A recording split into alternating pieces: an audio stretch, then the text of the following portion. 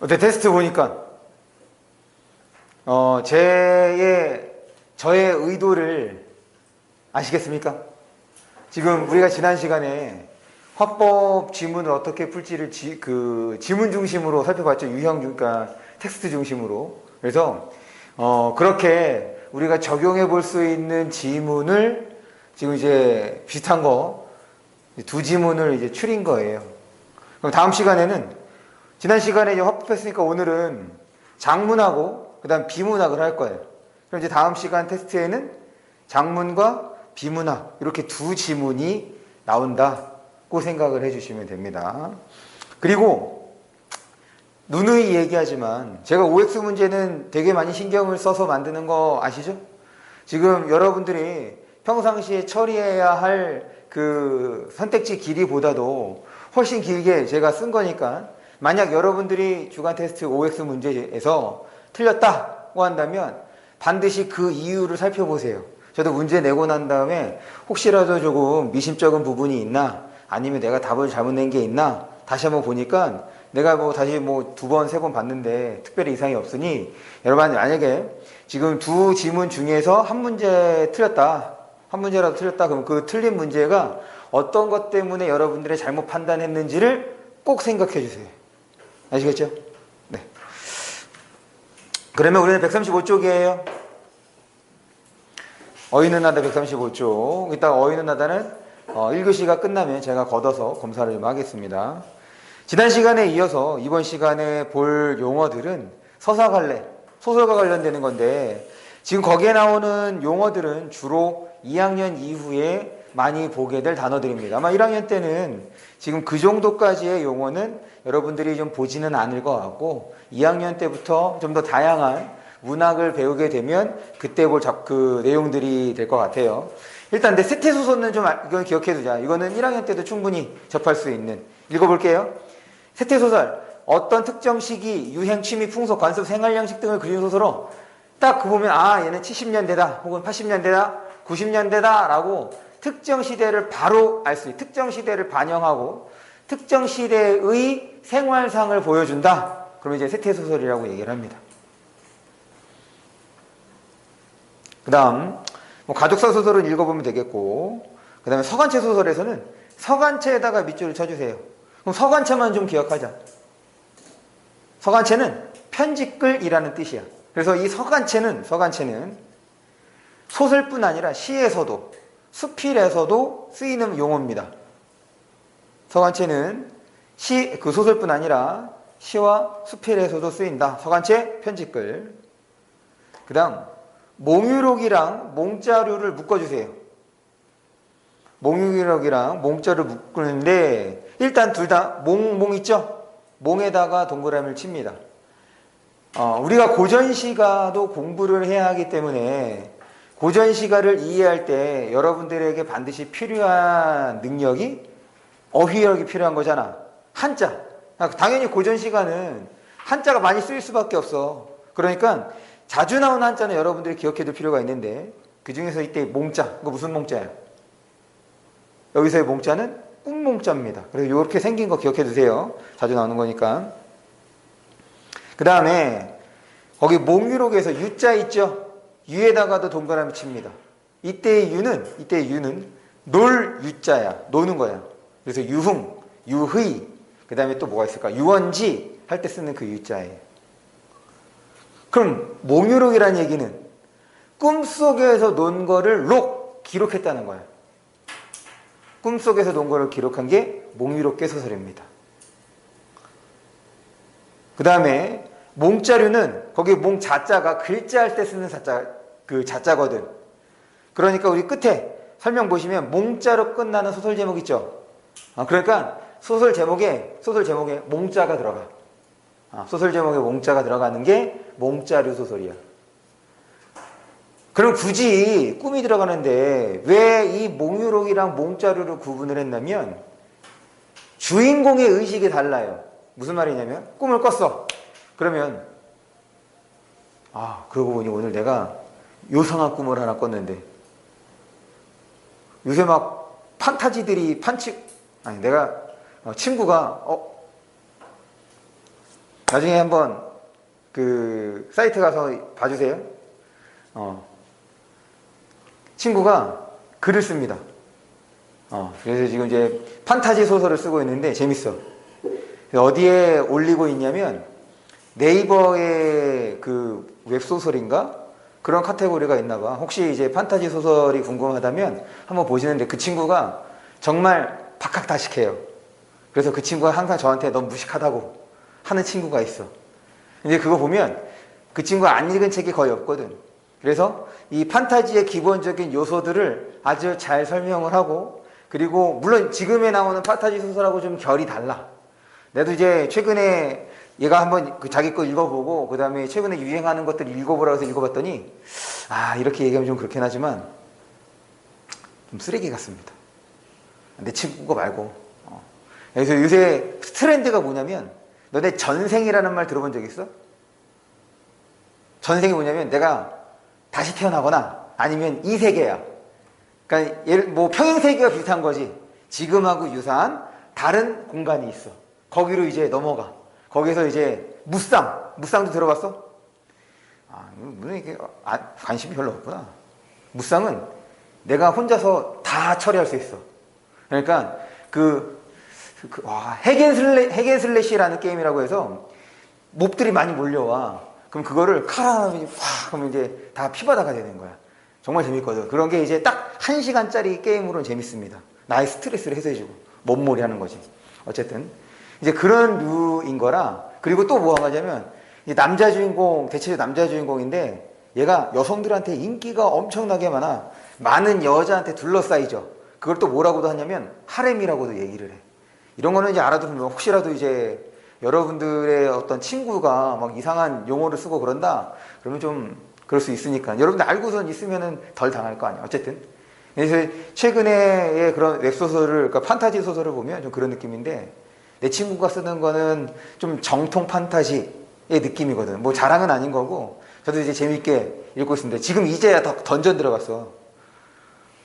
던전 들어가서 이제 던전에서 몹을 잡고 있는데 골렘 한 마리 잡는 것도 그냥 피를 질질 싸면서 한 마리 잡더라고. 나름 이제 긴박감도 있고 좋습니다. 어쨌든 무슨 얘기를 하는 거지? 꿈에서 노는 거. 나도 오늘 요상한 꿈 하나 꿨다 그랬지? 갑자기 물에서 계속 몹이 나오는 거야. 그래서 그 몹을 다 잡았어. 자꾸 나와. 그래서 꿈속에서의 시간이야. 꿈속에서 시간은 한 10분 정도 아무래도 현실 같지가 않은 거야. 이거 꿈이구나. 그래서 눈을 떴습니다, 그냥. 너는 그런 적 없어? 없구나. 내가 이제 피곤하면 꾸는 꿈이 뭐가 있냐면 군대 꿈이 있어. 이 군대 꿈도 왜 웃어? 군대 꿈도 고참이 됐을 때의 꿈을 꾸면 상관이 없어. 그렇다고 쫄병 때 꿈을 꾸는 것도 아니야. 쫄병 때 아무것도 모르니까 딱 어느냐 중간 정도 돼. 그러면 애새끼들이 말도 안 들어. 그럼 애들이 말을 안 들으니까 그러니까 제대로 이제 훈련을 못 하는 거지. 못 하니까 위에서 쪼아. 야, 애들은 왜 이렇게 이것밖에 안 돼? 그러면은 막 애들을 갈구다가 깨. 그럼 내가 요새 스트레스를 많이 받았구나 이렇게 생각이 들어. 그래서 저는 내 친구는 제2 때 꿈을 꾼다 그러더라고. 그때마다 돌아버리겠대. 여러분 아직 잘 그런 느낌 모르죠? 금방 갑니다, 군대. 물론 우리 여자친구들은 안 가니까. 누누이 얘기하지만 뺄 수 있으면 빼시고 보직은 최대한 편하게 갔다 오시는 것이 이득이에요. 굳이 솔선수범해서 해병대를 그 어째 개인의 선택인데 난 권하지 않아. 난 제정신으로 해병대 가는 건 이해가 안 되더라고. 물론 다 나름대로의 그런 게 있겠지. 혹시 또 여러분들 부모님들 중에 군인 출신 부모님도 계실 수 있고, 그 다음에 혹은 해병대 출신의 부모님 계실 수 있는데, 그래도 제 의견은 달라지지 않습니다. 네. 어쨌든 뺄 수 있으면 최대한 빼시고.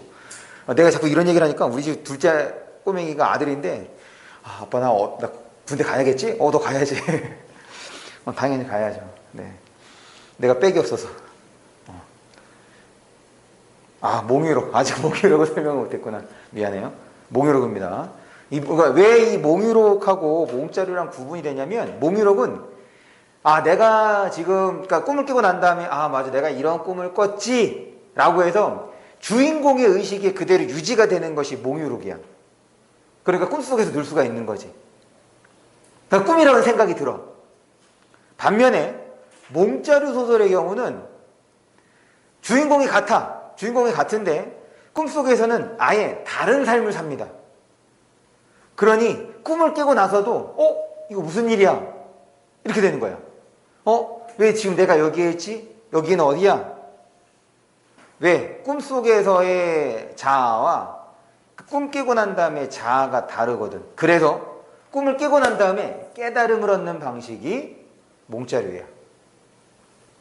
몽유록이나 몽자류나 둘 다 액자 구조라고 봐주시면 돼요. 지난 시간에 봤던 액자형 구조.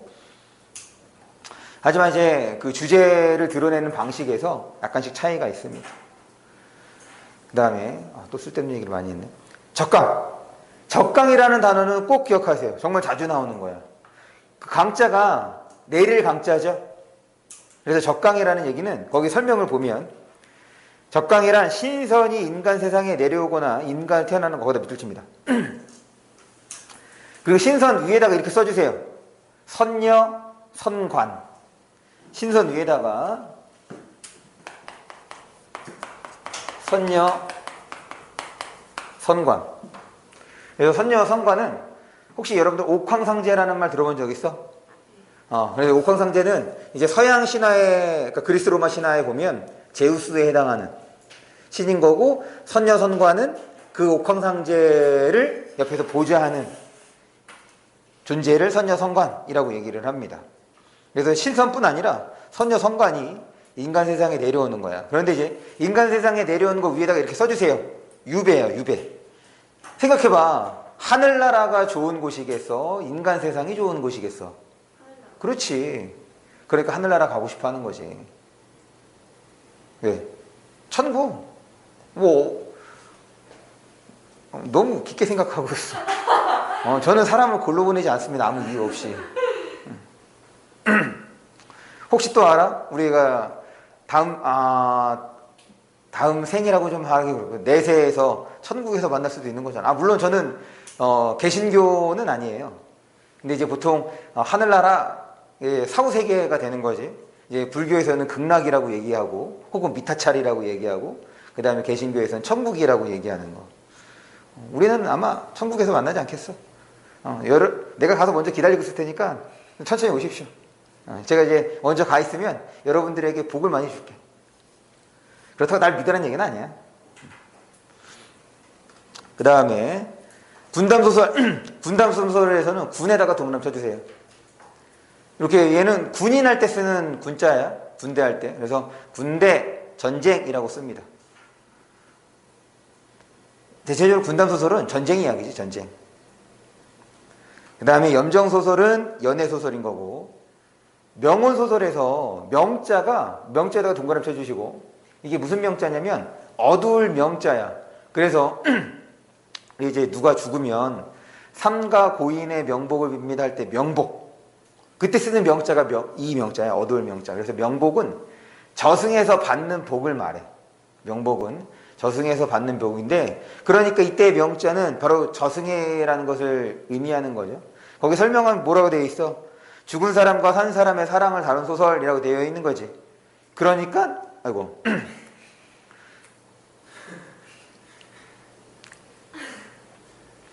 에어컨을 많이 쓰니까 목이 건조해서 그래.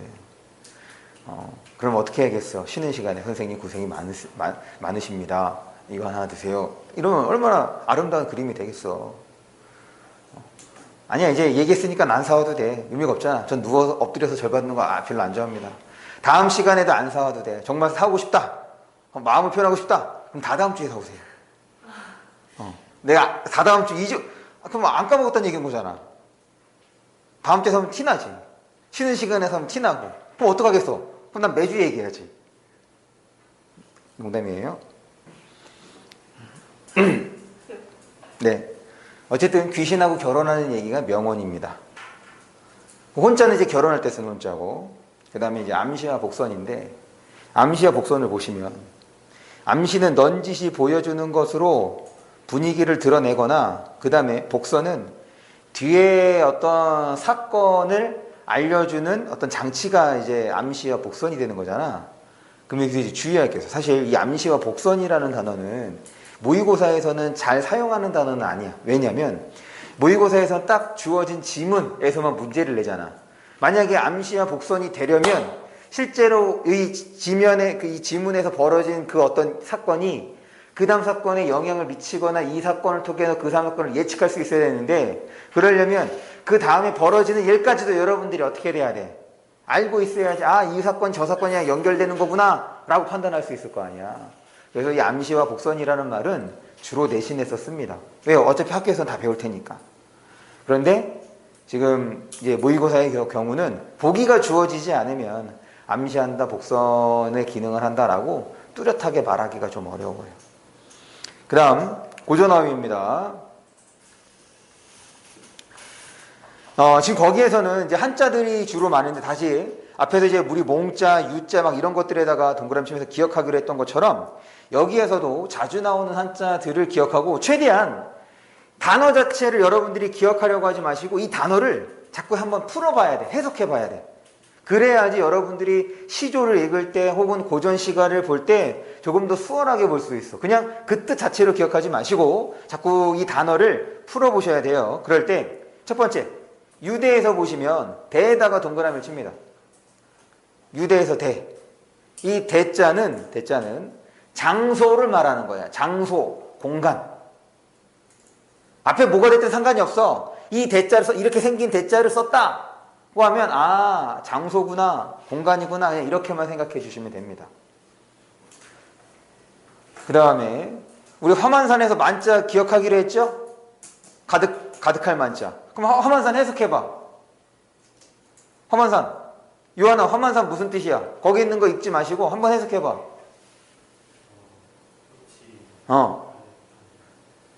그렇지. 꽃이 가득한 산, 그렇게 되는 거 맞아. 그거야. 그렇게 해달라고. 그런데 이렇게 하다 보면 지금 이 작품의 구체적인 상황까지 알 수 있거든. 대체적으로 꽃이 주로 피는 시기가 언제야? 봄이지. 무슨 말이냐면 꽃이 가득하다는 얘기는 꽃이 폈다는 얘기인 거잖아.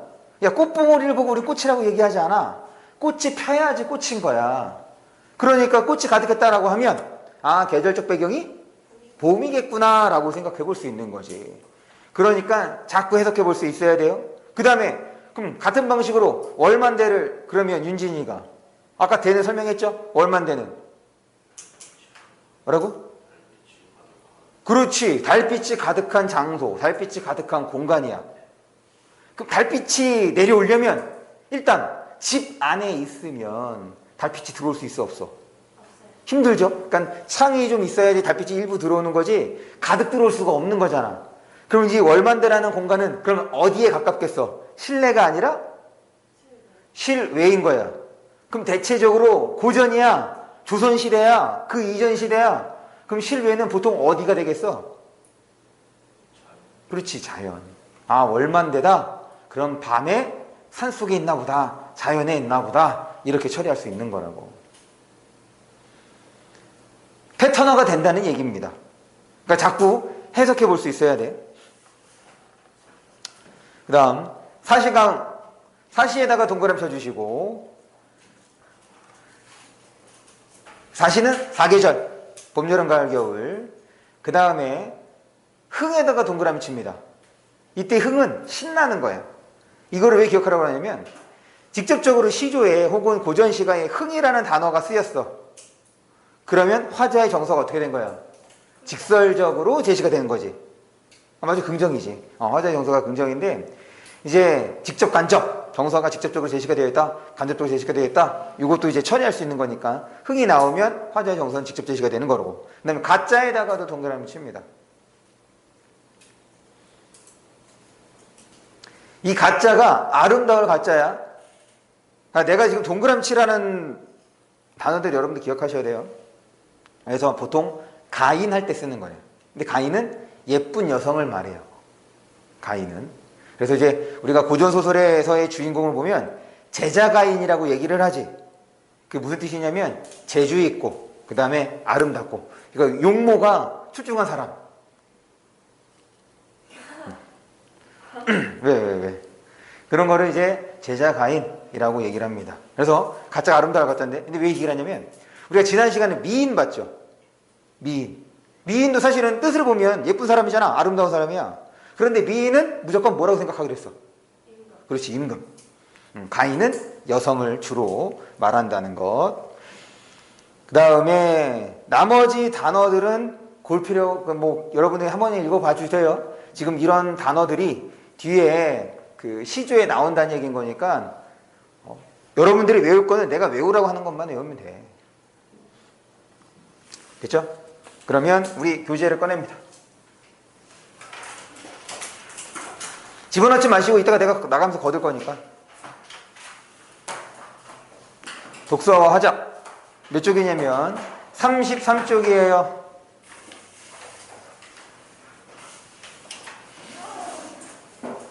(33쪽)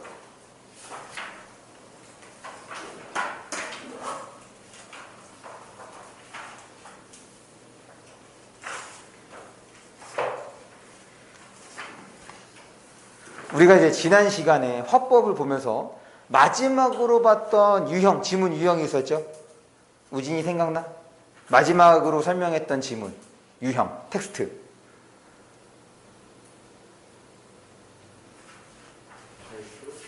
발표. 발표. 지금 그 발표를 설명하면서 이 발표랑 결국 장문이랑 접근 방식이 같다고 얘기를 했던 거지. 민지, 눈이 동그래졌네요. 원래 다 눈은 동그랗죠?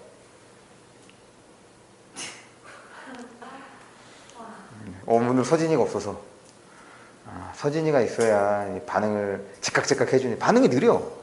빨리 할게요. 긴장해. 기우씨, 긴장해서 반응을 좀 즉각적으로. 딱 너가 반응을 하면 이렇게 이제 퍼집니다.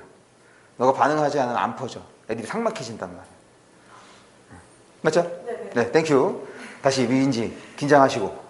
그리고 글쓰기 단계가 어떻게 됐어? 계획하기 좋아요. 유찬이.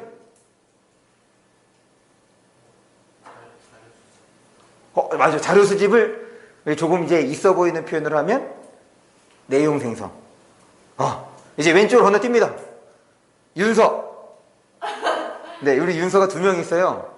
그럼 이제 보통 학교에서는 작은 윤서, 큰 윤서 이렇게 부르기도 하잖아. 근데 너무 그 작은, 큰 하면은 이제 어떻게 되겠어? 이제 신체와 관련될 수 있는 거니까 그냥 우리는 앞윤서, 뒤윤서. 이것도 좀 그런가? 왜? 가까운 윤서, 먼 윤서. 이것도 좀 그런가? 네. 반응이 느려. 좋아요. 우리 먼 윤서, 아니면 뒤윤서. 예윤서 합시다. 예윤서. 가윤서, 예윤서. 인천 예고, 얘는 가림고. 어때? 이러면 좀 덜 기분 나쁘잖아. 선생님 나랑 멀어지고 싶은가? 나 선생님 가까우고 싶지 않은데 맞지? 제가 다 알죠. 그러면 우리 예윤서. 지금 내용 생성하기까지 나왔어. 그 다음 단계는 조직. 조직. 개요라고 얘기했어야 되는데 입에서 조직이 튀어나왔네. 내용 다시. 다 생각합니다. 계획하기, 내용 생성하기, 내용 조직하기야. 그래서 조직하기는 개요와 관련되는 거고. 그러고 난 다음에 요하나 잘 찾아봤죠? 그렇지, 표현. 여기서 이제 달라지는 거지. 발표는 뭐로 표현해? 윤진. 그렇죠. 장문은? 그렇죠. 그래서 지금 장문과 발표의 접근 방식은 기본적으로 동일하다. 이렇게 생각해 주시고. 그래서 지금 화법은 텍스트 중심으로 우리가 접근법을 살펴봤다면 33쪽부터 이제 장문에 대한 접근법을 좀 생각을 할 텐데 여기에서는 유형별로 좀 보겠습니다. 기본적인 접근 방식은 발표와 같기 때문에 유형별로 좀 보겠다. 그럴 때 이제 칠판을 좀 볼까요? 우리도 이제 일단 갔다고 했으니까 큰 문제부터 봐야죠. 큰 문제를 보니까 청소년 여가 활동의 문제점 및 개선 방안이래. 그러면은 문제점, 원인이 뭐냐 생각해야 되겠고, 개선 방안, 그럼 개선 방안 어렵지 않았어? 원인을 없애는 방식이었으니까 그걸 따져주면 되겠고, 그럴 때 작성한 개요와 수집한 자료래요. 이럴 때 개요는 짝을 지으면서 봅니다. 개요는 짝짓기야. 그리고 수집한 자료는 글처럼 읽습니다. 개요는 짝짓기일 거고, 그 다음에 수집한 자료는 글처럼 인식하는 거예요. 지금 요거와 관련해서는 여기에 있는 것보다는 어떤 게 더 좋으냐면, 살펴보기가 37쪽을 볼게요. 37쪽에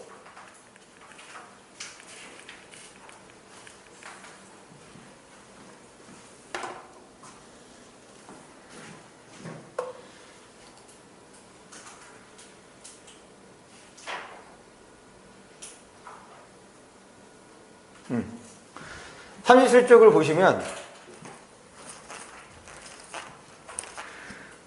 왜 내가 37쪽에 있는 지문을 설명을 하려면 개요는 아까 조직이라고 얘기했지. 그런데 지금 아까 첫 번째 지문은 뭐부터 나왔어? 조직이 나오고 그 다음에 내용 생성이 나왔단 말이야. 사실 이제 글쓰기 단계를 보면 뭐부터 나와야 돼? 내용 순서부터 내용 생성부터 나와야지. 그래서 요걸로 좀 설명을 하는데 지금 보기 1을 볼게요. 보기 1이 지금 글에 그 자료 수집한 거라고 얘기했으니까 다시 청소년 참여활동의 활성화. 여기는 활성화가 중요하네. 활성화를 보는 순간 이 글의 종류는 뭐가 되는 거야? 우진아, 이 글의 종류는 뭐야? 활성화를 딱 보는 순간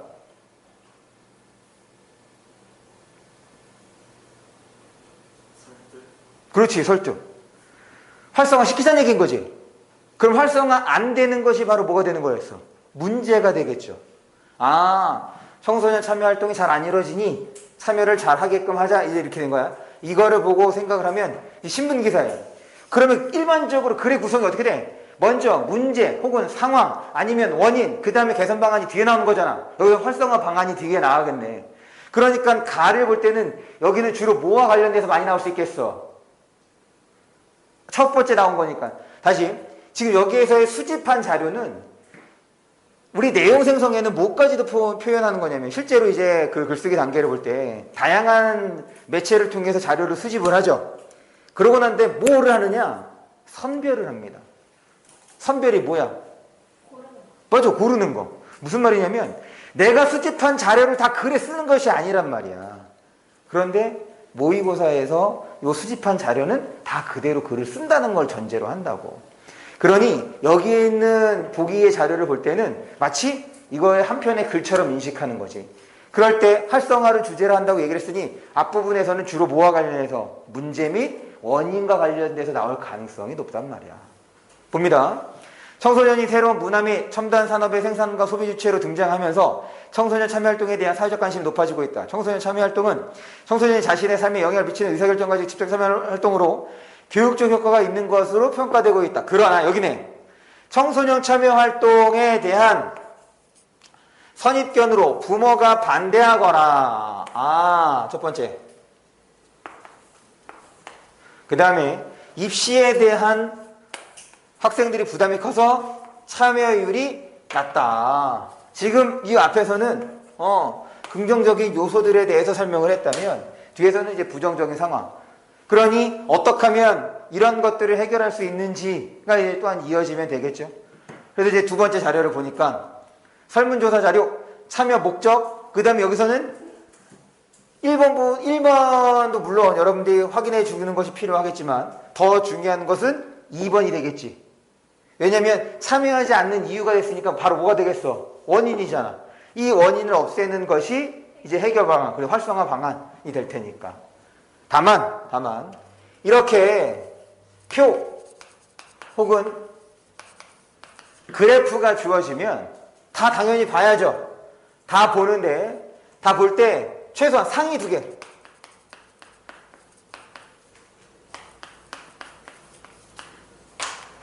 상위 2개는 좀 기억하려고 하세요.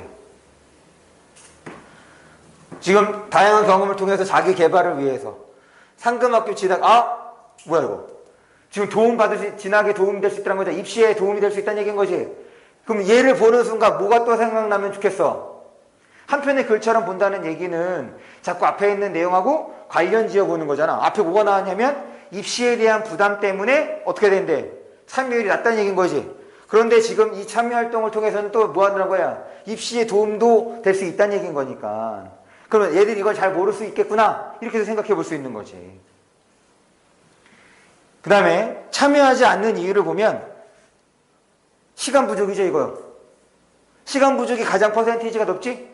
상위 부족하다가 상위 두 개는 기억하고 그랬을까? 얘 봐주시고. 그 다음에 지금 여기서 보면은 참여활동의 내용, 장소 이렇게 됐나?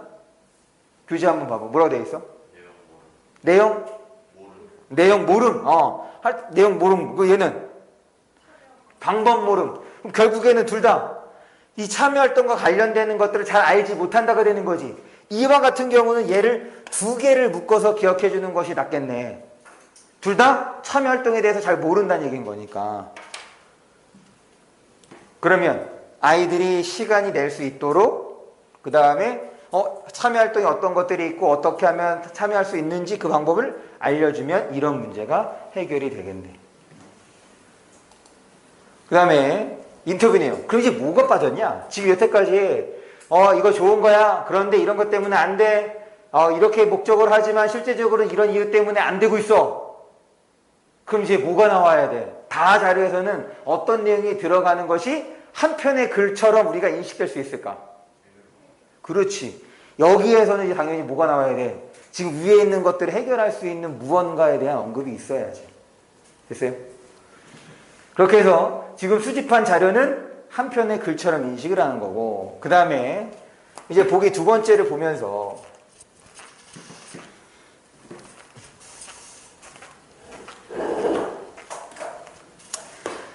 이제 최근에는 개요 문제가 잘 안 나오고 있습니다. 왜냐면 어렵지 않기 때문에. 접근하는 방식이 너무 뻔해서 애들이 쉽게 풀어내거든. 지금 이 개요를 보시면 이렇게 기역, 니은, 디귿, 리을, 미음 표시가 되어 있죠? 여기에서는 여러분들이 반응을 해야 된다는 거야.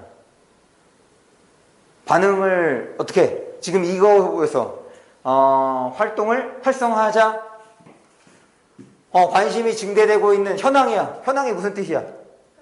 그렇지. 현재 상태인 거지. 현재 상황인 거야. 관심이 증대가 되고 있는데 사람들이 잘 참여하지 않는다 이렇게 되는 거잖아. 그런데 지금 참여 권장, 이건 사실은 권장 어디에 해야 돼? 그렇지. 밑에 있어야 될 거 아니야. 이거 좋은 거니까 좀 해야 하는 것이 좋겠다. 근데 지금 현황인 거니까 어떻게 뭐가 나와야 돼? 잘 안 이루어지고 있는 상황에 대해서 나와야 되는 거지. 그 다음에 문제점. 사실은 이제 개요에서 우리가 눈여겨봐둬야 할 부분이 바로 요 부분이에요. 아까 개요는 짝짓기라고 얘기를 했지. 뭐와 뭐를 짝짓는 거냐면 문제점하고 해결 방안을 짝짓는 거야. 그러니까 가나다라 이 순서대로 보는 것이 아니라 가를 봤으면 개선 방안에서의 가를 보는 거라고. 이렇게 짝짓는 거란 말이야. 봅니다. 문제점. 청소년 참여활동의 참여 방법에 대한 안내가 미흡하대. 앞에 우리가 자료에서 확인했던 거잖아. 그러면 안내가 미흡하다고 얘기를 했으니 뭐 하면 되겠어? 그렇지. 알려주면 돼. 봐봐. 청소년 참여활동에 대한 정보 제공 시스템 구축. 정보 제공이랑 알려준다는 얘기인 거지. 그 다음에 이제 그럼 얘는 문제 없는 거네. 나봅니다. 청소년 참여활동에 대한 부정적 인식. 그런데 이 부정적 인식은 누가 지니고 있었어? 그렇지. 학부모. 근데 이렇게 쓰면 학부모가 부정적 인식이 있는 것인지 학생이 부정적 인식이 있는 것인지. 그렇죠. 이걸 플로우라고 하죠.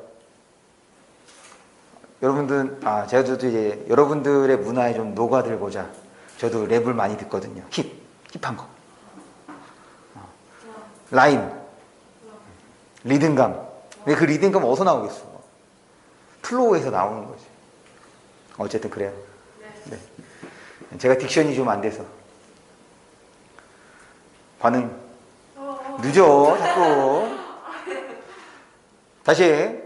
그러니까 지금 여기 해가지고 그렇게 생각을 해주는데 사실 얘를 봐도 지금 나보고 우리가 해결 방안 나를 보기로 했던 거지. 그리고 여기는 학부모 인식 개선을 위한 청소년 참여활동의 의료홍보라고 해서 제대로 되어 있잖아. 얘랑 지금 짝이 안 맞죠. 그래서 야 얘는 고치면 되겠구나 이렇게. 그래서 개요에서는 문제점하고 개선 방안을 이렇게 짝지면서 읽는 것이 포인트다. 넘어갑니다. 앞으로 넘어오면 되겠네요. 이제 두 번째 지문입니다.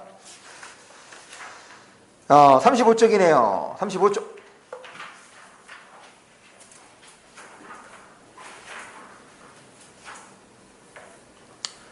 지금 이 35쪽의 지문에서는 큰 문제에서 뭔가 힌트를 얻을 수 있는 게 없네. 그랬더니 얘는 힌트를 어디에 있냐면 가에 있어. 가에 봐라. 이거 장문과제 수행일지. 이거는 앞으로 이 글뿐 아니라 이 지문뿐 아니라 나머지 장문 지문에서 여러분들이 눈여겨봐야 되는 거야. 그럼 당연히 여기에 나오는 내용이 어떻게 되겠어? 나의 어떻게 돼야 돼? 반영돼야지. 지금 여기 있는 것들이 나의 반영이 되는 거야. 그러니까 일종의 나 글에 대한 뭐야? 요약본이야. 그러니까 이거 확인해서 여기에는 이제 보통 뭐 예상 독자, 그 다음에 글의 목적, 뭐 주제 이런 것들이 나타난다고. 그럼 그런 것들이 잘 반영되어 있는지를 본문 초고에서 확인해 주면서 읽으면 되는데, 얘가 조금 더 쉬운 게 뭐냐면 소개약, 글의 종류가 나타났죠. 뭐 이거 당연히 확인해 주면 되는 거고, 자료 수집, 나의 경험과 그 다음에 혈액원에서 홍보 자료를 활용을 하겠대. 그 다음에 글의 구성과 표현 전략. 우리가 장문이 결국에는 발표와 접근 방식이 같기 때문에 결국 장문에서도 이 글에 사용된 표현 방법들을 우리가 파악하면서 읽을 거 아니야. 그런데 여기 친절하게 그거를 다 써줬어.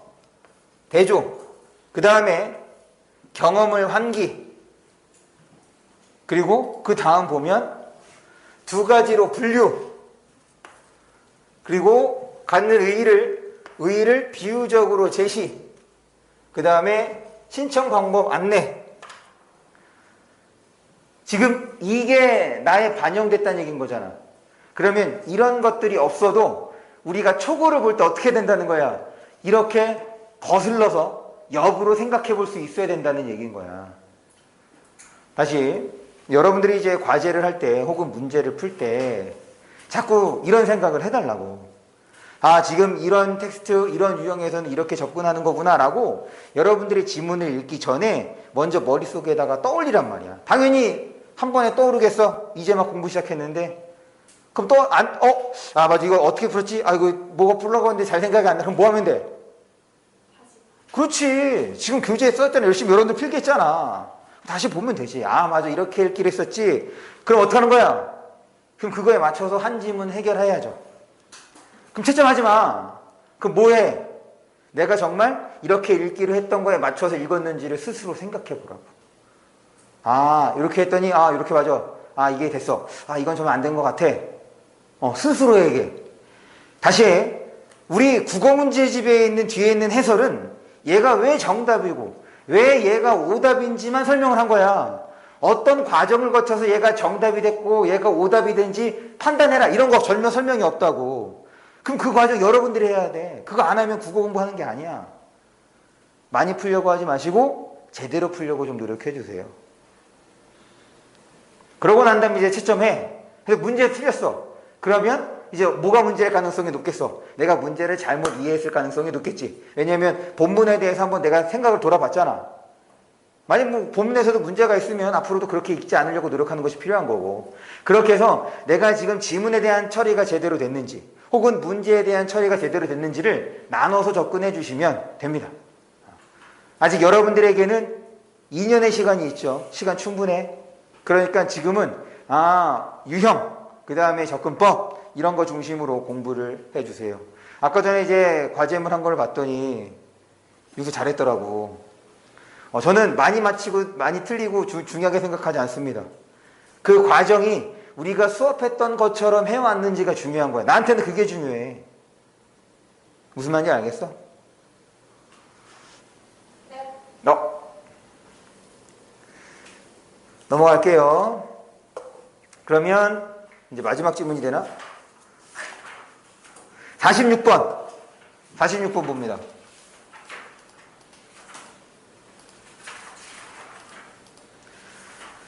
보기의 항목 중에서 답사 보고서에 반영되지 않은 거, 이게 보통 어디에 나오는 거냐면 앞에서 지금 우리가 조금 전에 먼저 봤던 것이 장문일지 있었지. 그리고 나가 초고였던 거고. 보통 이거는 가에 장문일지에 넣어주고 이렇게 생각을 했어. 이걸 이제 반영할 거야. 그리고 실제로 반영이 안 된 거 고르시오. 이런 형태로 이제 나오는 문제, 그거의 연장선에 있는 거라고 생각해 주시면 됩니다. 그 다음 마지막 질문.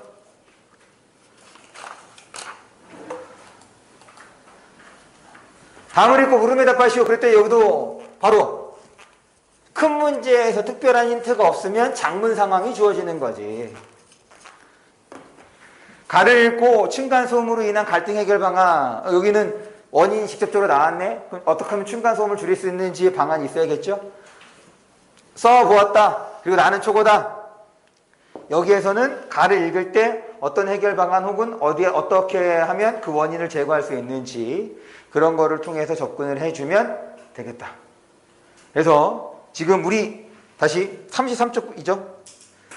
33쪽부터 40쪽까지 총 10개입니다. 39번부터 48번까지. 맞죠? 지금 이 10문제를 10분, 15분 드릴게요. 충분히 지난 시간에 말씀드렸던 것처럼 제가 여러분들에게 시간을 안내하는 건 이건 일종의 권장 시간이야. 지키면 좋고 지키지 않으면 내가 조금 더 시간이 걸리는구나 이렇게 생각해 주시면 됩니다.